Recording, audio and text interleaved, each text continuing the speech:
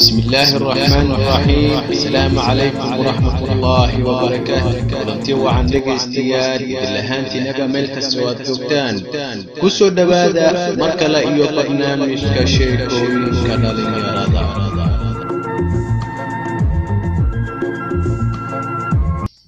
برنامج كلن كدالين يرادا وبرنامج آد وحيسا بدن كنبحا إذاعة FSK جرماني waxaana halkan idin la socodsiinaya halkan idin kaga soo jeedinaya anigoo Ahmad Xarako waa markale iyo markale ku soo dhawaada barnaamijka kulanka dhalinyarada.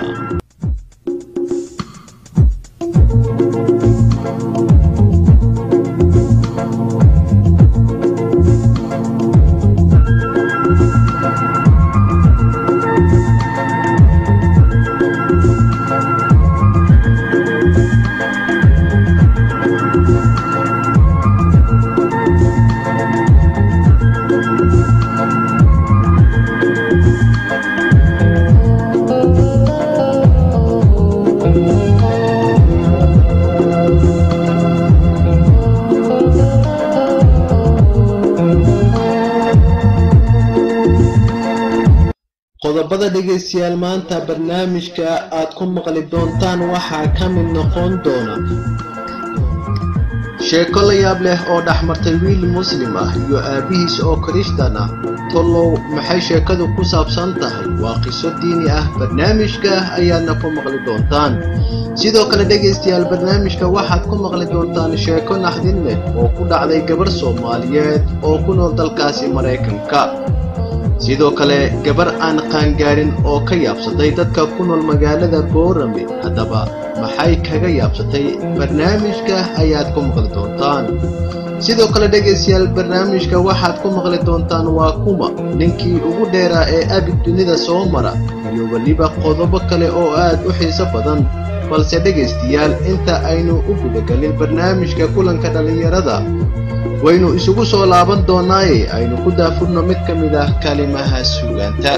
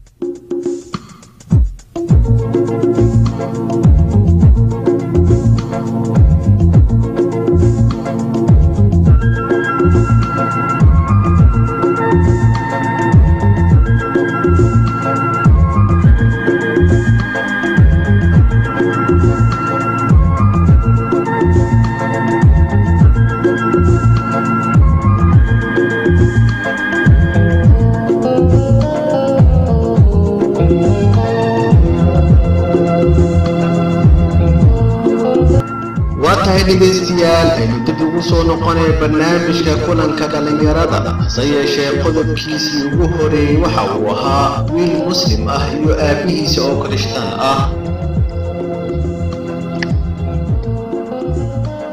sheekooyinka iyo dhacdooyinka dunida daafaheeda ka dhaca maalin kasta waa kuwa waayo aragnimo laga dhaxlo iyadoona noqda kuwa waxtar u leh dhegta maqlaysa waana iyo warbixino ka faa'iideysi. haddaba sheeko la yaab badan oo ka dhacday dal ka mid ah dalalka aysan muslimiinta ku badnayn ayaa nacjab gelisay, waxaana jeclaysanayn inaan u soo gudbino dhageystayaasha sida weyn ugu xiran barnaamijkan. wiil aabihiis oo gaal iyo muslim kala ah ayaa aabihii oo aan haysan diinta islaamka wiilkiisii ku yiri, aabo waqti walbo aad tukato waa imisa maalintii? kolkaas ayuu ku jawaabay wiilkii, waa shan waqti. dib ma lahane aabo maad iska soo islaamti? aabihii ayaa ku jawaabay, maalin kasta waad tukataa. salaadahan sooma aysan soo noqonayaan salaad walba xilliga beri xigta oo kale. duhur walbo waqtigan oo kale waad tukanaysaa, berina way imaanaysaa, soo iskama dhaafid wiilkeygiiyow. wiilkii ayaa si xikmadaysan ugu jawaabay, wuxuuna ku yiri, aabo maalin kasta duhurkii iyo habeenkii waqtiyo siman ayaad wax u cuntaa, waad joogtaysaa cabista biyaha, bal ka waran maanta haddii aad iska dayso oo aad beri ka dhigato cuntada.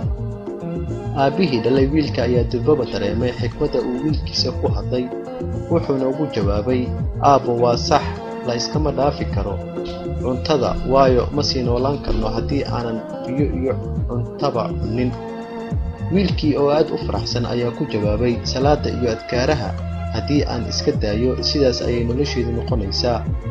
allihii cuntadan iyo biyahan si nabad kugu siiyey ha ku caasin, ayuu wiilkii aabihiisii ku yiri. nasiib wanaag, hanuunka alle ayaa iska lehe, waxa suurta gashay in odaygii uu sidaas ku soo muslimo.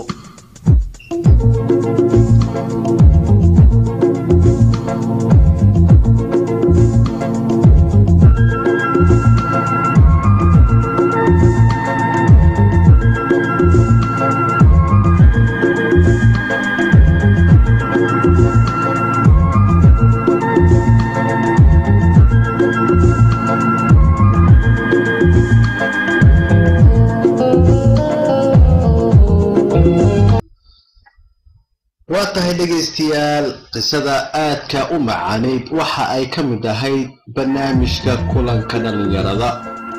qodobka kale ee aad barnaamijka ku maqasheen waxa uu ahaa sheeko naxdin leh oo ku dhacday gabar Soomaaliyeed oo ku nool dalkaasi Mareykanka. gabadhan waxa ay ku nooshahay dalka Mareykanka muddo 22 sano. waxa ayna ka sheekeynaysaa sheeko naxdin leh oo ka soo martay nolosheedii ugu horeysay ee ay qof lamaane ah la wadaagto. waxa ayna ka cudur daaratay inay noo sheegto magaceeda oo saddexan iyadoo ilmeynaysa ayaa waxa ay afkeeda ka soo baxay: laba habeen kaliya ayaa nasiib u yeeshay, mustaqbalkeygiina waan ku qasaaray. sheekadeeda waxa ay ku bilowday sida tan: waxaan jeclaaday nin Suudaani ah oo Muslim ah kadib markii ay nolosheedu ka heshay Xasan oo ahaa ninka nolosheeda ku ciyaaray. waxaan isku baranay aniga iyo Xasan maalin maalmaha ka mid ah anoo aad u cabsanaya oo maraya meel street ah doonayana inaan adeeg ka soo qaato dukaan ii dhawaa. nasiib wanaag dukaankii oo xidhan ayaan ku beegmay. soo laabashadeedii ayaana gadaal jaleecay. waxaan arkay gaadhi nin madow uu wato ayaa agteedii soo maray. waxa uu igu salaamay assalaamu calaykum. waan farxay runtii markaan arkay ninka Muslimka ah ee islaamay. kadib waxa uu ii raaciyay haddaad caawimo u baahan tahay waan ku caawin. anna waxaan si degan ugu sheegay inaan u baahnaa adeeg balse dukaanka ii dhow uu xiran yahay. haddana haddii aad awooddo dukaan kale ayaan ka rabaa alaab inaan ka soo iibsado. sidii ayaana kaga codsaday wuuna iga aqbalay ayay tiri gabadhan Soomaaliyeed. gabadhan ayaa sheegtay oo tiri waxaan raacay gaadhigii Xasan. markii aan alaabteeda soo dhammaystay ayaan sheeko xiiso leh galnay aniga iyo Xasan maadaama aan nahay dad Muslim ah oo waliba madow. inaan sheeko wadaag noqono ayaan ku heshiinay. aad ayaanu ugu faraxsanaa barashada Xasan maadaama uu abaal ii sameeyay diinteeduna ii banaynayso inaan guursado nin Muslim ah. Xasan waxa uu ahaa nin aad u firfircoon aadna u kaftan badan ayay sii raacisay. waxaana uu si wacan u yaqaanaa dhaqanka Soomaalida oo aad uga helo. sababahaasi ayaana ku raacay inaan nolosha la wadaago. muddo 6 bilood ah markaan wada sheekaysanaynay ayaa Xasan iga codsaday inaan baro familkeygii maadaama aan nahay dad doonaya inaan nolosha wadaagaan. balse nasiib daro jaanis la'aan ayaa dhacday waayo nolosha Mareykanka dadku badanaa jaaniskooda ayaa yar. anna meel ayaan ka shaqayn jiray. kulankeygii ayaaba mid aad u kooban ahaa ayay ku soo koobtay gabadhaasi Soomaaliyeed iyadoo waliba ilmeynaysa. iyadoo sheekada sii wada ayay tiri Xasan marar badan ayuu iigu celceliyay inaan la kulmo reerkeyga oo aan wada degannahay. waanse ka ogolaaday. muddo dabadeed waxaan u sheegay walaalkeygii iga weyn iyo hooyadii aan wada nool nahay. inkastooy aad ila yaabeen ninka Suudaaniga ah aan jeclaaday haddana aakhirkii waa iga ogolaadeen inay la kulmaan. maalin maalmaha ka mid ah ayaan Xasan la kulmay ayay tiri isagoo aad u xiiseynayay jawaabta aan u siido. balse waan ku ciyaarayay. waxaan u sheegay in reerkeygu diidan yahay la kulankeena. aad ayuu u dhididay. waxa uu la soo booday sababta lagu ka diidan yahay waa maxay? miyaanan ahayn nin Muslim ah oo ku guursan kara oo waliba Afrikaan ah oo kula dhiig ah? markaan arkay Xasan oo aad u kacsan ayaan dejiyay una sheegay in sheekadu meel fiican marayso reerkuna uu ku sugayo. isla maalinta Sabtida soo socoto aad ayuu u farxay ayay sii raacisay. isagoo dhoola cadeynaya ayuu dhahay waa okay waa balan inaan la kulmo waliba aan hawsheena ka dhameeyo waan kugu kalsoonahay macaantidayday ayuu u sii raaciyay gabay iyo geerar aan loo joogin ayuu igu soo jiitay ayay tiri waxa uu dhaxgalay dhammaan xubnaha jidhkayga oo dhan xasan aad ayaan uga helay noloshayda waxaan aad ugu qancay aan helay kii noloshayda dejin lahaa maxaase dhacay intaas kadib haddaba dhegaystayaal hadduu eebbe raalli ka noqdo qaybtiisii labaad waxaad ku maqli doontaan toddobaadka soo socota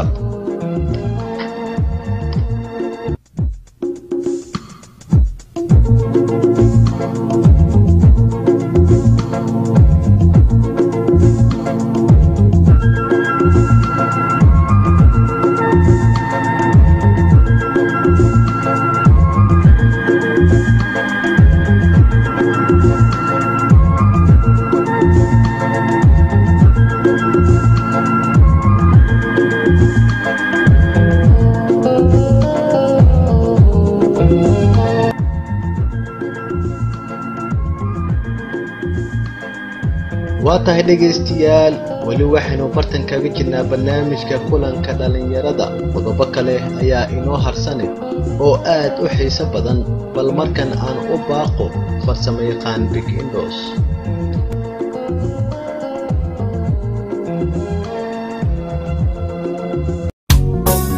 No one knows the secret.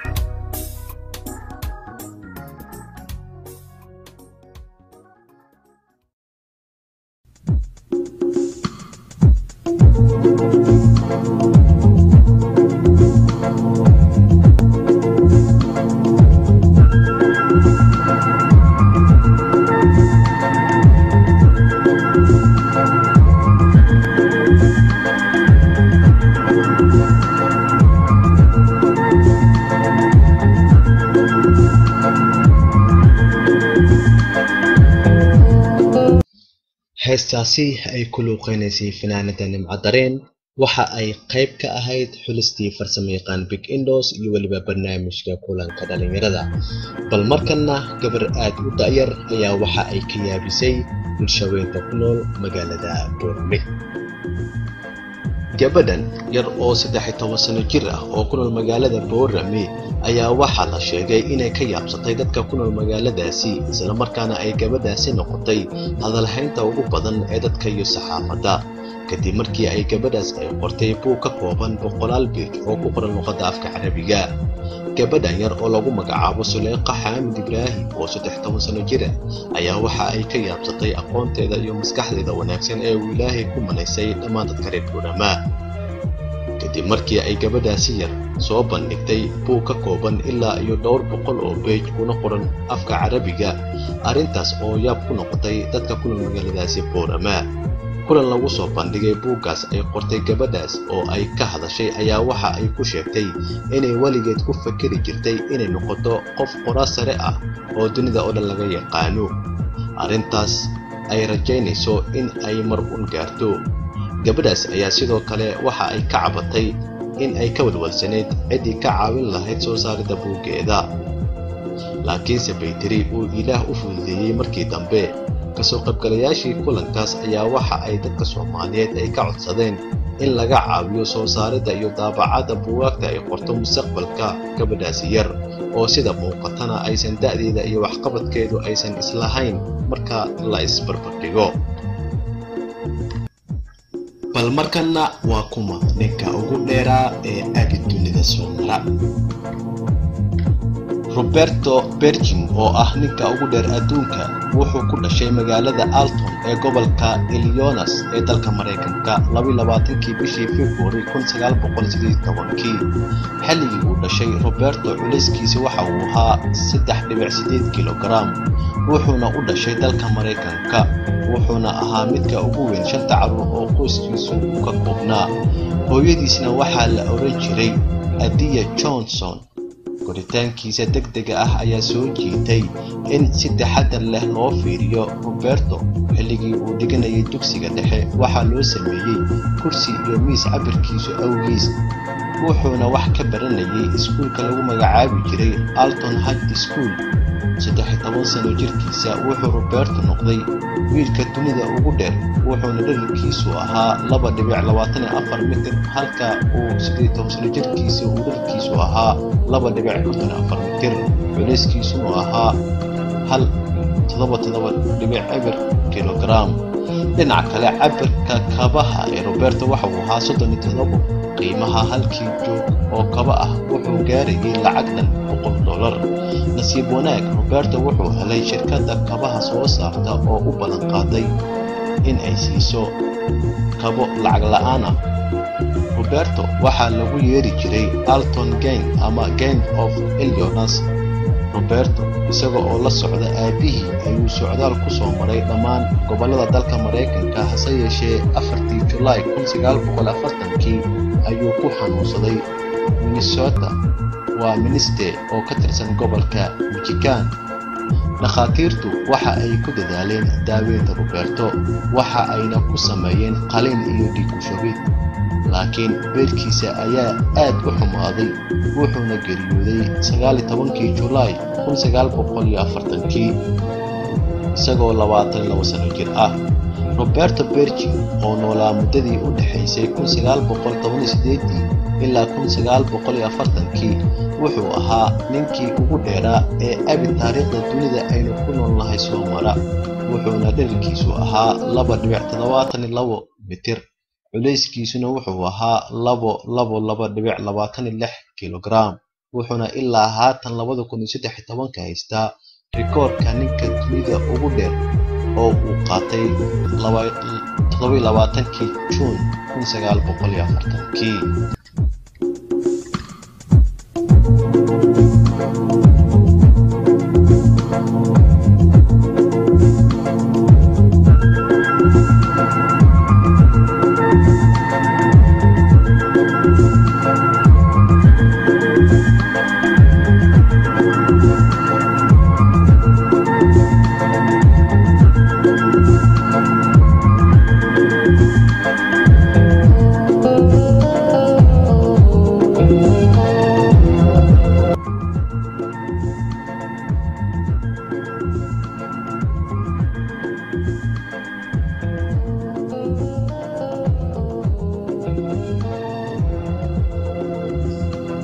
واتهاي dhegeystayaal qaybihii dambe ee barnaamijka aynu isla soo gaarnay iyo waliba qodobkii dooda ee barnaamijka hadaba muxuu noqon doonaa qodobka dooda oo aan filayo in go'dow dhegeystayaal aad u fara badan qadadka telefoonka soo buuxin doonaan intaan qodobka taabanin marka la eego dhalinyarta Soomaaliyeed muddooyinkan waxay aad ugu soo badanayeen aaladda Facebook oo ah meel ay dhalinyarta ama guud ahaan shacabka Soomaaliyeed ay ku kulmaan dadka qaar Facebook waxa ay u arkaan meel faa'iido iyo khasaaro intaba isugu jirta hadaba qodobka dooda wuxuu noqonayaa maxaad ka aaminsan tahay adiga ahaan aaladda Facebook go'dow qadadka telefoonada aynu furi doonaa waxaana filayaa qodobka dooda inaad la socotaan isla markaana si wanaagsan qadadka telefoonada nagala qayb qaadan doontaan bal markana inta aynu qodobka dooda u gudagalin waxaa gacanta ii haatinaya farsamayaqaan Windows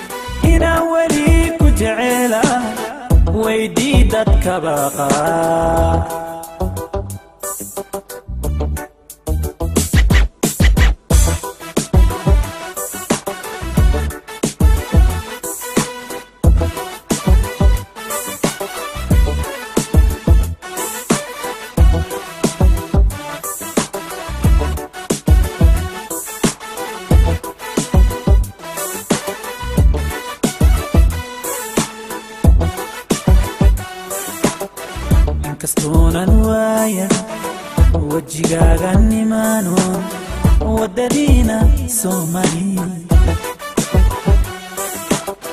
wala caagi kama tagin wadnaha jidhkaygu sibaadiigu way tahay inkastoona waaya wajigaaga nimaano wadadiina Soomaali wala caagi kama tagin wadnaha jidhkaygu sibaadiigu way tahay markaad wadaa jidhkeeniyo iyo weeshidiida annaka weecdo wisiisibaan kuma qaane markaad wadaa jidhkeeniyo iyo weeshidiida annaka weecdo wisiisibaan kuma qaane inaan weli ku jecelahay weydii dadkaba qaar inaan weli ku jecelahay weydii dadkaba qaar inaan weli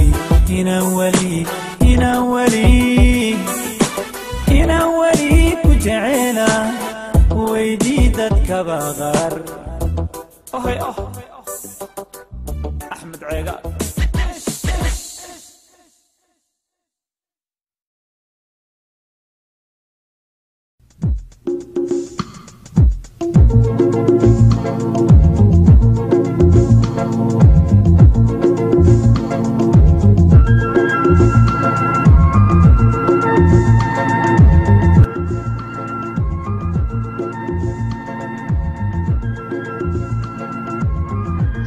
hagaag intaasi aynu kaga gudubno haddaba qodobka dooda haddii aan dib idin xusuusiyo waxa uu yahay maxaad ka aaminsan tahay aaladda Facebook waxaan filayaa dhegeystayaal fara badan in ay iminka waqtigan jiraan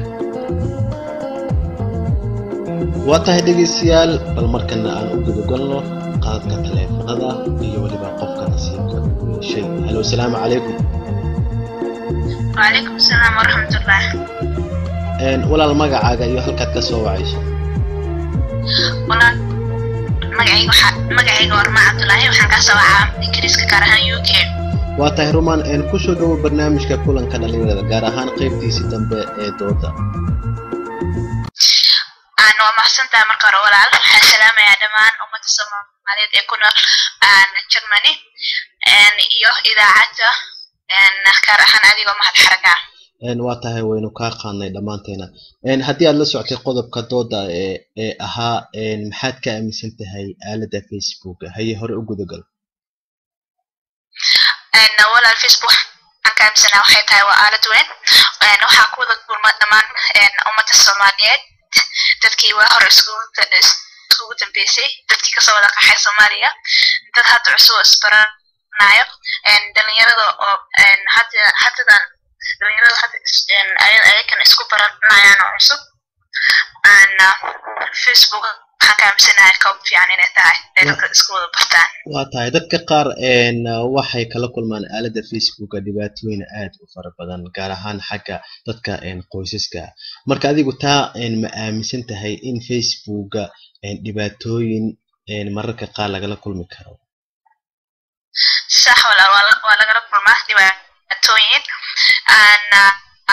inaad xasleeya soo gelisay nin baa shaqaysanayn maxay ahayd dhibaatooyin badan waa jira oo naagii ay waxyaalo suubinayaan nimanka ay waxyaalo suubinayaan reerkiina uu sida isku burburaayo laakiin deeftiisa badanaa badan waa tahay adigu Facebooka ma waxa leedahay dad gaar ayaa Facebooka isticmaali kara mise qof walbo yar iyo weyn intaba way isticmaali karaan hadii ay xaasas yihiin iyo hadii dhalinyaro yihiin iyo hadii ay caruur yihiinba intooda Facebook ma isticmaali karaan ayaa leedahay mise dad gaar ayaa Facebook isticmaali kara صح waa isticmaali kara Facebook dadka dhan waa isticmaali karaan laakiin waxaan ka wadaa dadka qaar xaasaska waxay u isticmaalaan si khaldan sidaas ayaa waxay isku fahmeen ee qoysaska isku fahmeen ama aan dhalinyaro iyo weynba waxay Facebook waxa waa isticmaali karaa bas dadkii hore lagu wada arka dadkii waa hore isugu dambeysaan ku wada kulmo waa tahay adigu ma jira dhibaatooyin aad kala kulantay intaad Facebook isticmaalaysay maya aniga dhibaato aan kala kulmay ilaa hadda ma jirto waa tahay Rumaan Cabdilaahi ay taasi ahayd oo naga soo wacday dalka Ingiriiska gaar ahaan magaalada London Rumaan Cabdilaahi aad baynu kaaga mahadcelinaynaa kasoo qaybgalka barnaamijka ama santa wala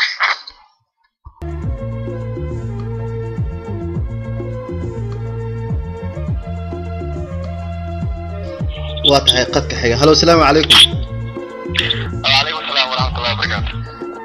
walaal magacaaga iyo halkaad ka soo wacayso إدريس عبد القادر وعن جوجا دلكا أستراليا. waa tahay Idris qodobka dooda hadii aad la socotay hore u gudgal وما صنتهاي سيدا قيمة على برنامجك أسوأ أو شيء ما أنتي خطب كدودة وحو كسابسن يهدي على قلدرنين وحان فيسبوك سنهاي وأنتي فيسبوك مركا عن كهبلو شخصيا أهان تيدا فيسبوك وآلت كمد آلدها يبرشرة إسكولة سيدان ومد qofka sida uu doono u isticmaali karo waa mid wanaag iyo xumaanba qofka sida uu doono u adeegsan karo laakiin kaydis ahaan aniga marka aan qiimeeyo isticmaalka Facebook waa mid bulshada ay isku barato waa mid bulshada ay isku aragto waa dadkii kala dhumay bulshada ahaa ay isku arkaan marka Facebook aniga in muddo oo ka badan 5 sano ayaan isticmaalayaa runtii waxaan ka aaminsanahay inuu yahay آلات عصرية أو أي دتكو كفاية استعمال دتك الصومالية استعمال فيسبوك بقومي لها كلام استعمال كذا سيابة كلا الدول أي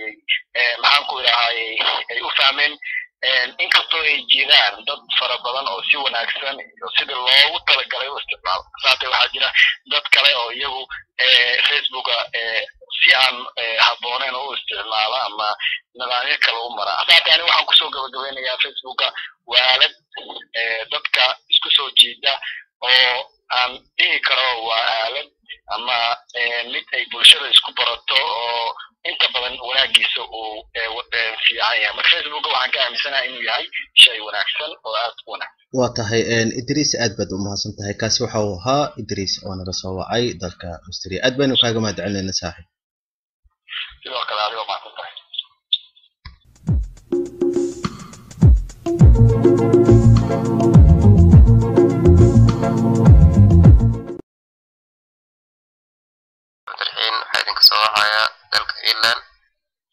waa tahay Ismaaciil ku soo dhawo barnaamijka kulanka dhalinyarada gaar ahaan qaybtiisii dambe ee dooda ما سنتهاي وما سنتهاي وكلها برنامجك وإذن سلامة دمان إذا عدا FSK Germany إيو دمان شغالة إدادياش برنامجك كله واسلامتي waa tahay sidoo kale aad baynu habada taamid lamid ah inuu ku soo marnayna haddii aad la socotay qodobka dooda hore u gudagal okay qodobka dooda la socday kooda hore Facebook horta ساكان ليسين وحوها قضب كدودة في فيسبوك محاك آمن سنتاي فيسبوك محاك آمن سنة أفضل بواسطة واستعماله برنامج كاتان قدها وسيقلو أفضل بواسطة واستعمال فيسبوك دادو حسو قلايان أنشحهم دادو حسو قلايان ناسكو برتان دادو حسو قلايان إن الدين كفافيان مركا فيسبوك واسطة مقالو كالي مقالنا وحوايا تاتكتد وحول بوك أركيسا سيدا dad xun dad fiican dad macnaa normal iska Facebook waa sidaas oo kale Facebook waa tahay aniga ahaan okay waa tahay Ismaaciil adiga Facebook ilaa waqti ay isticmaalaysay صح ilaa iyo muddo isticmaalay adiga waa tahay ma jira dhibaatooyin aad kala kulantay intaad Facebook isticmaalaysay ama dheef hadii ay noqoto dhibaatooyin kala kulmay Facebook mar safiican isticmaali jiray waxay dhibaatada ugu weyn kala kulmay dhafar kii dhahay raaxad ka qaad inaan ay ugu dhacday waxa waaye alxamdulilah soo taas lama dhihi karo waxay ka mid tahay dhibaatooyinka ee dhalinta Soomaaliyeed ay kala kulmaan waa iska dhibaato haddii imaado qof hadduu micnaha cudur micnaha dhiig la-aan lahaa hadduu qofku ku waxaa waaye dhibaato waaye dhiig la-aantan waa halis marka soo kama habboona in waqtiyo la siiyo Facebook laakiin aanan lagu dhaqin waqtiyada badan aanan la siin soo taa kama habboona soo kama habboona in waqtiyo yar Facebook la siiyo oo aan lagu dhafin oo waqti badan aanan la siinin maya qofka markuu ku cusub yahay Facebooka waqti badan uu siinaya waqtigiisa oo dhan macnaha dhuminaya laakiin qofka markuu macquul yahay oo adiga muddo kadib uu isticmaalo waxa waaye Facebook uu fahmaya sidaas uu isticmaalayo adiga waqtiga uu siinaya waqtigiisana kalena macnaha meelihiisa kala ku bixinaya aniga hadda ahaanteeda macnaha ay jeedid mar waa shaqaystaa mar iskuula dhigtaa Facebook badanan macnaha waa iskaga jiraa laakiin kuma hadlabo macnaha badanan macnaha telefoonku ka furan yahay laakiin sida hore u isticmaalo even friendska xataa badanan waxaa loo sheekaysto marmar aad baynu kaaga mahadcelinayna kaasi waxa waa Ismaaciil oo naga soo wacay dadka wiila bal markana aan eego qadka xiga iyo qofka jira hello assalaamu calaykum وعليكم السلام ورحمة الله وبركاته. walaal magacaaga iyo halkaad naga soo wacayso walaal magacayga waxaa la dhahaa Farxiib Raasmiir waxaan joogaa oo ka soo wacaya dalka Sweden khaasatan Stockholm waa tahay Farxiya haddii aad qodobka la socotay hore ugu gudagalo aad baad u mahadsantahay yes